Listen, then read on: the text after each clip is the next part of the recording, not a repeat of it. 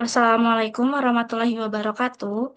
Di video kali ini, kami akan menjelaskan materi tentang penelitian operasional 2, yaitu Stochastic Single Period for Perishable Product.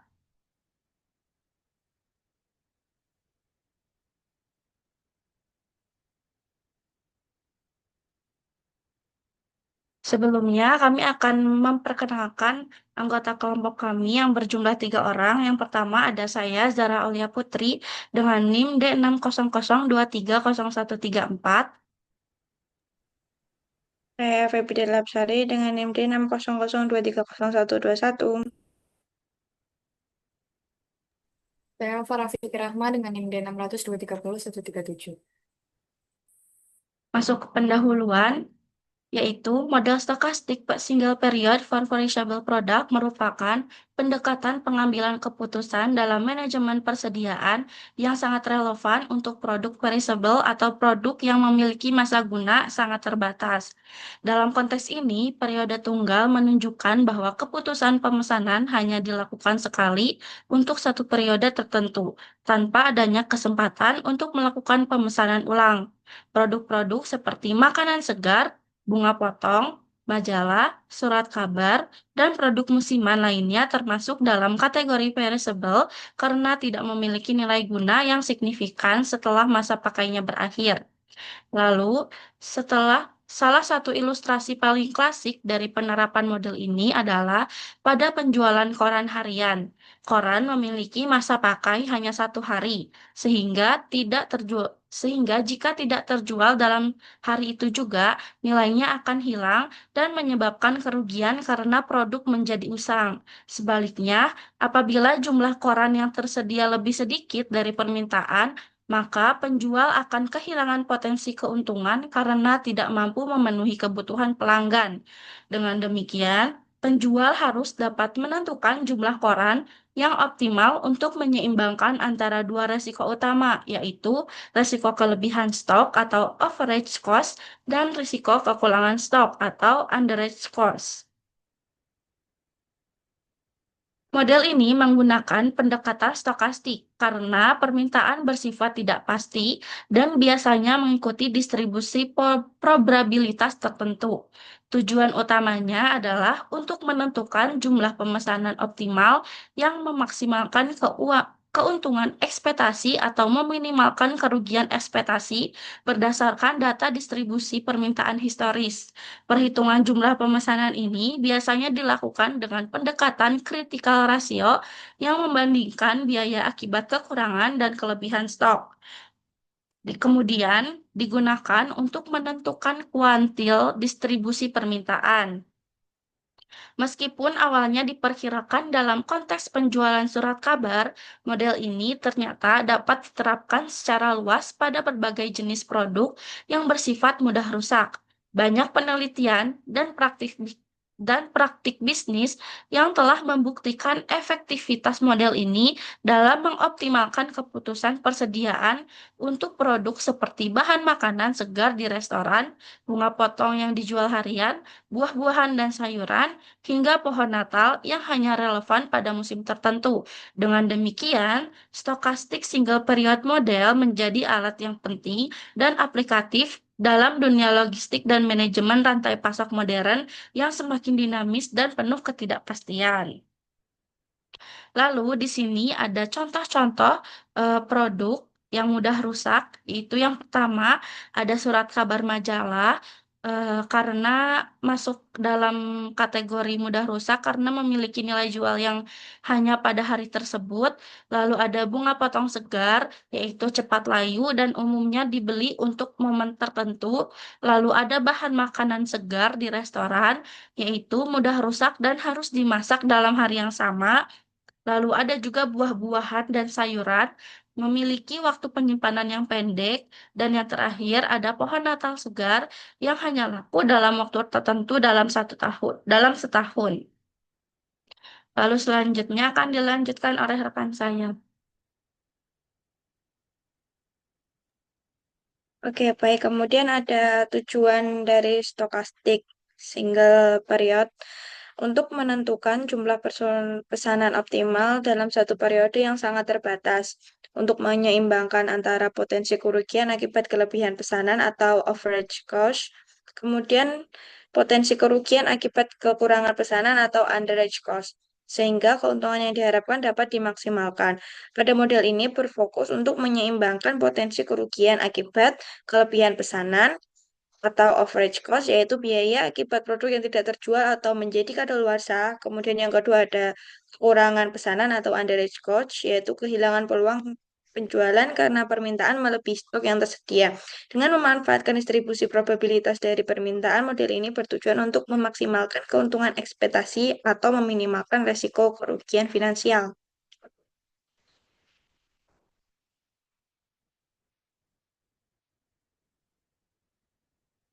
Ke penjelasan soalnya berdasarkan buku Hiller dan Lieberman 2015, halaman 842 sampai 854, distribusi grosir model tertentu atau model sepeda tertentu kini telah menjadi perkembangan baru. Pabrikan baru saja memberitahu distributor bahwa model ini akan dihentikan produksinya. Untuk membantu menghabiskan stoknya, pabrikan menawarkan distributor pada kesempatan untuk melakukan pembelian terakhir dengan persyaratan yang sangat menguntungkan, yaitu biaya satuan hanya sebesar $200 per sepeda. Dengan pengaturan khusus ini, distributor juga tidak akan mengeluarkan biaya persiapan yang signifikan untuk melakukan pemesanan ini. Distributor merasa bahwa penawaran ini memberikan kesempatan yang ideal untuk melakukan suatu putaran penjualan terakhir kepada pelanggannya atau pada toko sepeda. Untuk musim Natal mendatang dengan harga yang lebih rendah hanya sekitar $450 per sepeda, sehingga menghasilkan laba sebesar $250 per sepeda. Penjualan ini hanya perlu dilakukan sekali karena model ini akan segera digantikan oleh model yang baru yang akan membuatnya usang. Oleh karena itu, sepeda apapun yang tidak terjual dalam penjualan ini akan hampir menjadi tidak berharga. Akan tetapi, distributor yakin bahwa ia akan dapat membuang sepeda yang tersisa setelah Natal dengan menjualnya dengan harga nominal sebesar $100 dari masing-masing nilai sisa, sehingga memperoleh kembali setengah dari biaya pembeliannya. Dengan mempertimbangkan kerugian ini, jika ia memesan lebih banyak daripada yang dapat dijual, serta laba yang hilang, jika ia memesan lebih sedikit daripada yang dapat dijual, distributor perlu memerlukan beberapa jumlah pesanan yang akan diajukan kepada produsen. Biaya administrasi yang akan dikeluarkan untuk menempatkan pesanan khusus ini untuk musim Natal cukup kecil. Jadi biaya ini akan diabaikan hingga mendekati akhir bagian ini. Biaya yang tidak relevan adalah biaya untuk menyimpan sepeda yang tidak terjual dalam inventaris sehingga dapat dibuang setelah inventaris Natal. Dengan menggabungkan biaya modal yang terkat dalam inventaris dan biaya penyimpanan lainnya, biaya inventaris ini diperkirakan sebesar $10 per sepeda yang tersisa dalam inventaris setelah Natal. Jadi, dengan mempertimbangkan nilai sebesar $100, biaya penyimpanan per unit adalah $90 per sepeda yang tersisa dalam inventaris pada akhirnya. Dua komponen biaya yang tersisa masih memerlukan pembahasan. Biaya kekurangan dan pendapatan. Jika permintaan melebihi pasokan, pelanggan yang gagal membeli sepeda mungkin akan menanggung sedikit rasa tidak senang sehingga mengakibatkan biaya bagi distributor.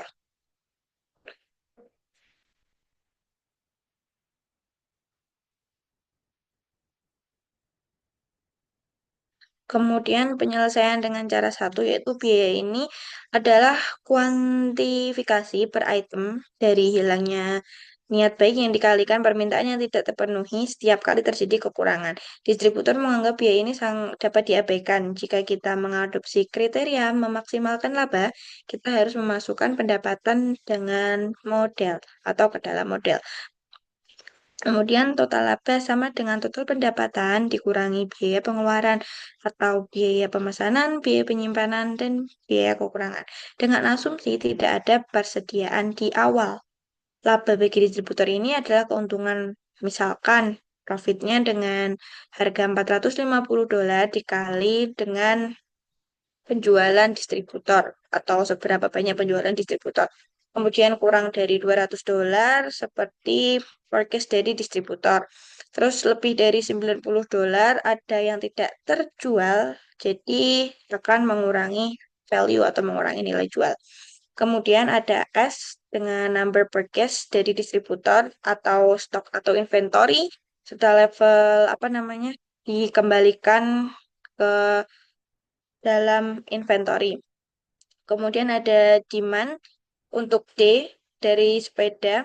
Kemudian ada minimal demand dan S atau penjualan atau seberapa banyak penjualan. Kemudian ada maksimal atau number dari seberapa banyak yang terjual.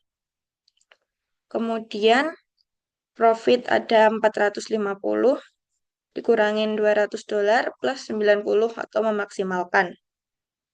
Kemudian dapat ditulis bahwa 450 untuk meminimalkan sama dengan 450 dari demand dikurangi 450 dari maksimal. Setelah itu ada istilah 450 maksimal untuk mewakili pendapatan yang hilang dari permintaan yang tidak terpenuhi.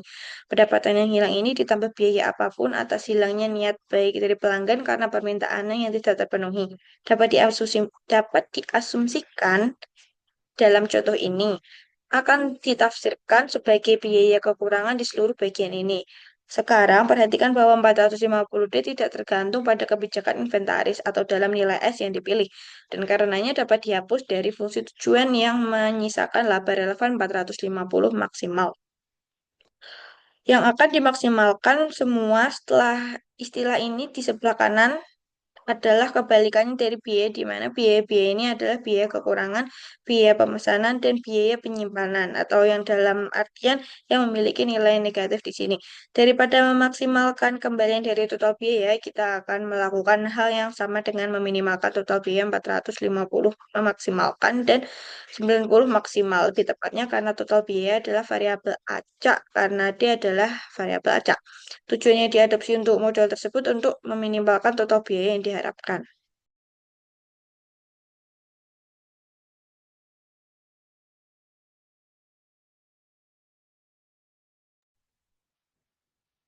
Dalam pembahasan tentang penafsiran biaya kekurangan, kami berasumsi bahwa permintaan yang tidak terpenuhi akan hilang atau tidak ada penumpukan. Jika permintaan tidak terpenuhi, dapat dipenuhi oleh pengiriman prioritas. Penalaran serupa berlaku. Komponen dapat pendapatan dari laba bersih akan menjadi harga jual sepeda sebesar $450 dikalikan permintaan dikurangi biaya unit pengiriman prioritas dikalikan permintaan yang tidak terpenuhi setiap kali terjadi kekurangan. Jika distributor grosir, kami dapat dipaksa untuk memenuhi permintaan yang tidak terpenuhi dengan membeli sepeda dari produsen sebesar $350 masing-masing ditambah biaya angkutan. Katakanlah misal $20 masing-masing, maka biaya kekurangan yang tepat adalah $370 per sepeda. Jika ada biaya yang terkait dengan hilangnya jumlah tersebut, biaya tersebut juga akan ditambahkan ke dalam jumlah ini. Distributor ini mengetahui beberapa permintaan untuk sepeda tersebut, yaitu permintaan D adalah variabel acak. Namun, kebijakan inventaris yang optimal dapat diperoleh jika informasi tentang distribusi probabilitas D tersedia. Misalkan, dapat diasumsikan bahwa PD atau D-nya diketahui untuk semua nilai D yaitu 0, 1, dan 2. Asumsi model yang pertama, setiap aplikasi melibatkan suatu produk yang mudah rusak atau yang perishable. Kemudian yang kedua, setiap aplikasi melibatkan suatu periode waktu karena produk tersebut tidak dapat dijual di kemudian hari. Kemudian yang ketiga, akan memungkinkan untuk membuang unit produk yang tersisa di akhir periode, bahkan mungkin menerima nilai sisa untuk unit tersebut. Kemudian poin yang keempat, mungkin ada beberapa persediaan awal yang tersedia selama periode waktu ini, seperti yang dilambangkan dengan inventoris persediaan awalnya.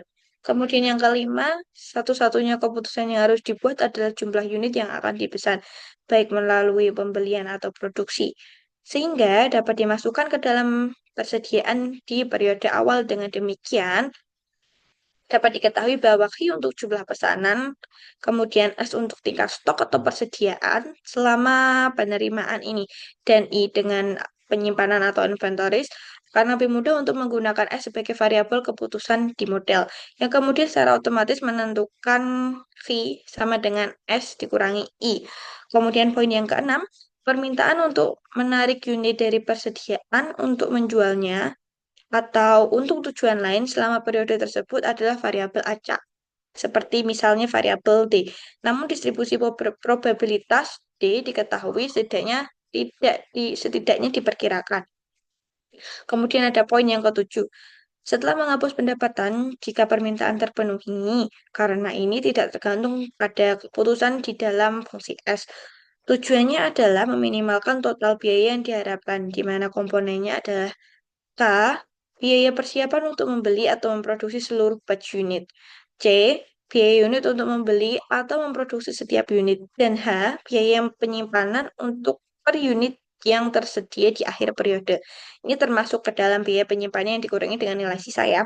Kemudian yang P, biaya kekurangan per unit permintaan yang tidak terpenuhi, termasuk pendapatan yang hilang dan biaya hilangnya niat dari pelanggan.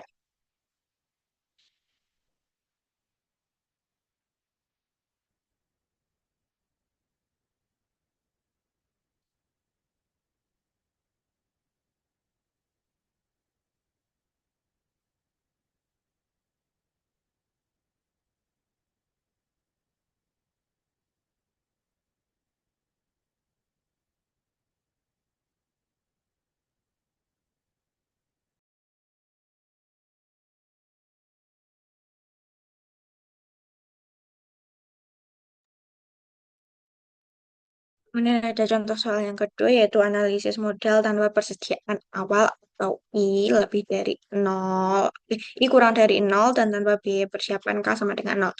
Sebelum menganalisis modal secara umum, akan lebih baik jika akan mulai mempertimbangkan kasus yang lebih sederhana di mana I sama dengan 0 atau tanpa persediaan di awal dan K sama dengan 0 tanpa biaya persiapan. Keputusan tentang nilai S, seperti jumlah persediaan yang akan diperoleh, sangat bergantung pada distribusi probabilitas permintaan D. Permintaan yang lebih besar dari yang diharapkan mungkin akan diinginkan, tetapi mungkin kurang dari permintaan maksimum yang mungkin dibutuhkan. Diperlukan trade-off antara satu, yang pertama adalah risiko kekurangan, dan dengan demikian menimbulkan biaya kekurangan. Kemudian yang kedua, resiko kelebihan. Dengan demikian menimbulkan biaya pemborosan untuk memesan dan menyimpan unit yang berlebih. Hal ini dicapai dengan meminimalkan nilai yang diharapkan. Dalam artian statistik, dari jumlah biaya ini, jumlah yang terjual akan diberikan. Misalnya, jika D, jika D kurang dari S, kemudian S misal D lebih dari S. Oleh karena itu, biaya yang dikeluarkan jika permintaan adalah D dan S tersedia diberikan, seperti dalam fungsi di atas. Karena permintaan adalah variabel acak dengan distribusi probabilitas pada permintaan di atas, biaya ini juga.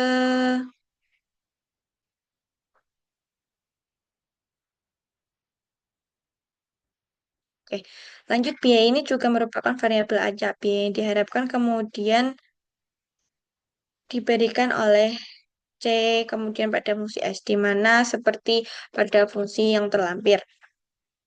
Fungsi CS bergantung pada distribusi probabilitas D. Seringkali merepresentasikan dari distribusi probabilitas ini sulit ditemukan, khususnya ketika permintaan berkisar pada sejumlah nilai yang mungkin. Oleh karena itu, variabel acak diskrit ini seringkali didekati dengan variabel acak kontinu. Lebih jauh lagi, ketika permintaan berkisar pada sejumlah besar nilai yang mungkin. Perkiraan ini umumnya akan menghasilkan nilai yang hampir pasti dari sejumlah inventory optimal untuk disimpan. Selain itu, ketika permintaan diskrit digunakan, ekspresi yang dihasilkan mungkin terjadi lebih sedikit atau lebih sulit untuk dibacakan secara analitis. Oleh karena itu, kecuali di saat dinyatakan dalam bentuk lain, misalnya permintaan kontinu diasumsikan di seluruh sisa yang ada. Untuk variabel kontinu ini, misalkan dari fungsi fx dengan D merupakan kepadatan probabilitas dan Fd merupakan fungsi distribusi kumulatif CDF dengan D seperti fungsi yang tertera pada PPT.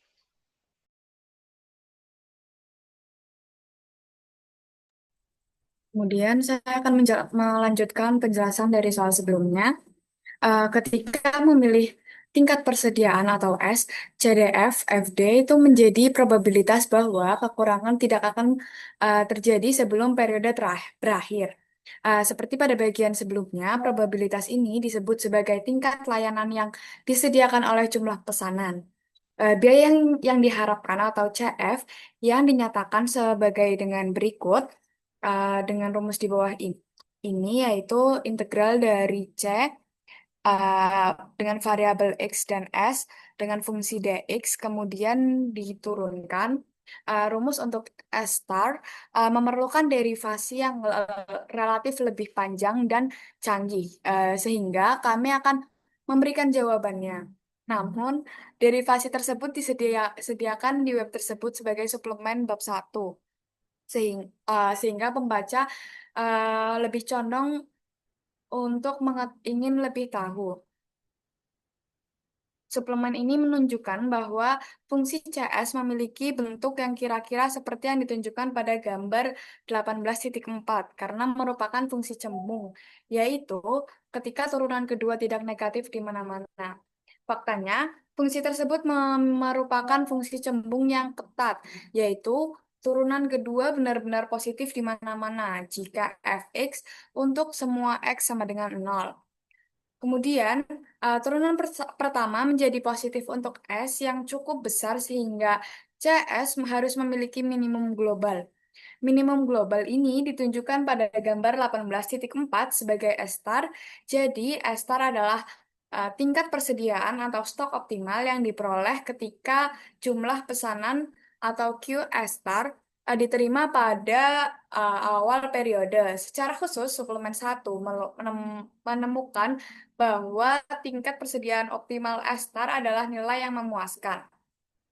Rumus dari F star, fungsi F star sendiri yaitu P min C plus dibagi dengan P plus H dengan P min C yaitu pengeluaran under ordering, penurunan laba yang diakibatkan oleh kegagalan pemesanan unit yang seharusnya dapat dijual selama periode tersebut dengan penjelasan P plus H yaitu unit cost over ordering ketika penurunan laba yang diakibatkan oleh pemesanan unit yang tidak dapat dijual di periode tersebut.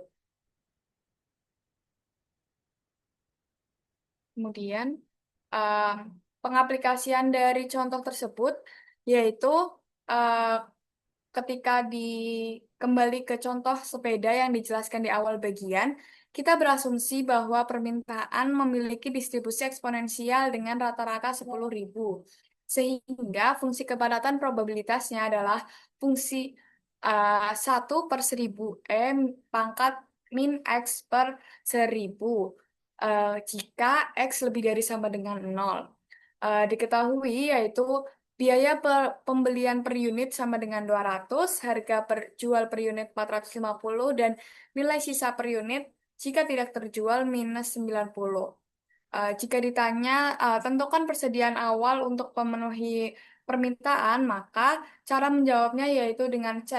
Rumus CR sama dengan PC min P, P min C per P min H dengan P sama dengan 450 yaitu harga jual per unitnya dikurangin dengan 200 yaitu biaya pembelian per unit dibagi dengan 450 harga jual per unit dikurangin dengan nilai sisa per unit yaitu min 90 sehingga nilainya sekitar 0,694. Kemudian dimasukkan ke dalam fungsi fx-nya yaitu 1 min min S pangkat S star per 1000 sehingga hasilnya dihasilkan S star sebesar 11,856. Oleh karena itu, distributor harus menyediakan 11.856 sepeda pada musim Natal dengan catatan bahwa jumlah ini sedikit lebih banyak dari permintaan yang diharapkan, yaitu 10.000. Kemudian, dari soal tersebut dapat digunakan cara lain, yaitu cara yang kedua, yaitu dengan diketahui Misalkan biaya administrasi untuk menempatkan pesanan khusus sepeda untuk musim Natal mendatang diperkirakan sebesar 8.000 US dollar. Jadi parameter modelnya adalah K sama dengan 8.000, C sama dengan 200, P sama dengan 450, dan H sama dengan min 90. Seperti yang ditunjukkan sebelumnya, bahwa permintaan sepeda diasumsikan memiliki distribusi eksponensial dengan rata-rata 10.000.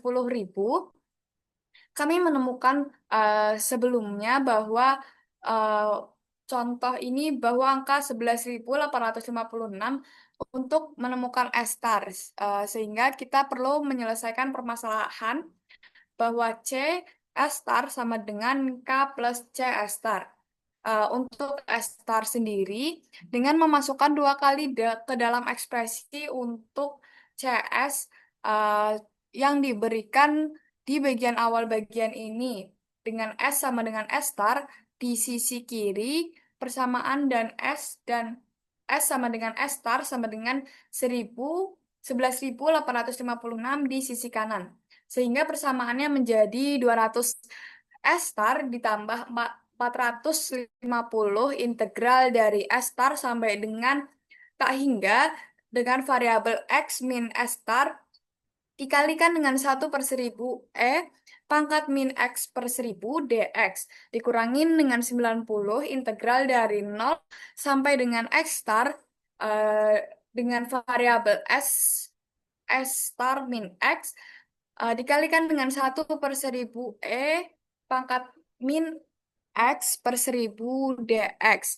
Sehingga dihasilkan 8.000 ditambah 200 dikali 11.856 ditambah 450 11.000 integral dari 11.856 sampai dengan tak hingga dengan variabel X min 11.856 dikalikan dengan 1/1000 min X pangkat min X per 10.000 dx dikurangi dengan 90 integral integral dari 0 sampai 11.856 dikalikan dengan 11.856 min X dikalikan dengan 1/10.000 min pangkat min X per 10.000 dx. Sehingga dihasilkan bilangan real sebesar 10.674. Dengan demikian, kebijakan optimal mengharuskan peningkatan level persediaan sehingga S-star sama dengan 11.856 sepeda. Jika jumlah yang tersedia kurang dari S-star sama dengan 10.674, jika tidak ada pesanan yang dilakukan. Biasanya digunakan dalam industri penerbangan dan industri perhotelan untuk meningkatkan pendapatan secara signifikan melalui strategi penetapan harga yang cerdas, pengelolaan kapasitas, dan prediksi permintaan pelanggan. Kemudian kesimpulannya yaitu model stokastik single period merupakan pendekatan yang efektif dalam pengambilan keputusan pemesanan untuk produk-produk yang mudah rusak atau perishable dan hanya relevan dalam satu periode penjualan. Model ini membantu pelaku usaha dalam menentukan jumlah pemesanan optimal dengan mempertimbangkan ketidakpastian permintaan serta menyeimbangkan antara resiko kelebihan pesanan atau overage cost dan kekurangan pesanan atau underage cost sehingga keuntungan yang diharapkan dapat dimaksimalkan. Dengan penerapan ini, berbagai sektor yang menjual produk-produk perishable seperti surat kabar, bunga, makanan segar, dan produk musiman dapat menghindari kerugian akibat sisa stok maupun kehilangan penjualan. Model ini tidak hanya terbatas pada contoh penjualan koran, tetapi juga relevan untuk berbagai industri modern yang berhadapan dengan produk bernilai guna pendek dan permintaan yang fluktuatif.